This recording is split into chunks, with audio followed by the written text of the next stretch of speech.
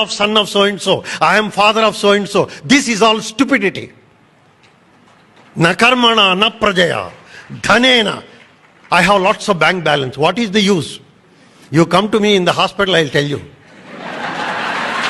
Please understand, my dear friends, vitamin M of that sage is extremely dangerous. You are sleeping with a cobra.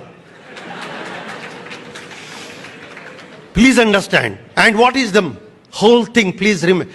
You know two things which are lifeless? My dear young friends, please remember now. There are two things which are lifeless. Position and possession. Both are lifeless. And you are giving life to that. People are killing them. People are doing all these things for the sake of this. Please understand. You know, when somebody gets a big post and the director or whatever you may call it, a big post, you are about to sit in the chair. You know what the chair says? I have seen 100 fellows before you. This is what is, and you are after that.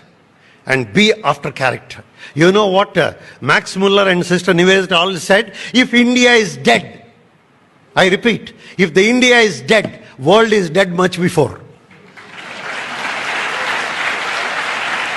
And we are born in that. Please, my dear friends, remember, you are born in the most wonderful country and everything. So the best way to make the people to say, what is that I have given? What is the given? And the first thing is, if you want to give, you must be rich first. What is your richness? Your richness is, first and foremost thing, the power of love. If you are rich, let me tell you even from medical point of view, small things. You know, we cannot indefinitely give you food from outside unless you eat and digest. Doctor cannot digest for you. You cannot breathe from outside unless you breathe one day yourself. That means all the power has to come from within. No power is there from the outside. If you think there is an outside power, possibly it is only a political power. There is no power at all outside. The power is all within us. So first develop that love within. And first be rich within. And how can you be rich within? By loving people. The more and more you try to develop, be in the good company. Called today epigenetic mechanisms. Please remember, you must come whether you like it or not for simple. I always insist, youngsters, there are genes within us. All the genes are there, but the genes don't come out. Why they don't come out?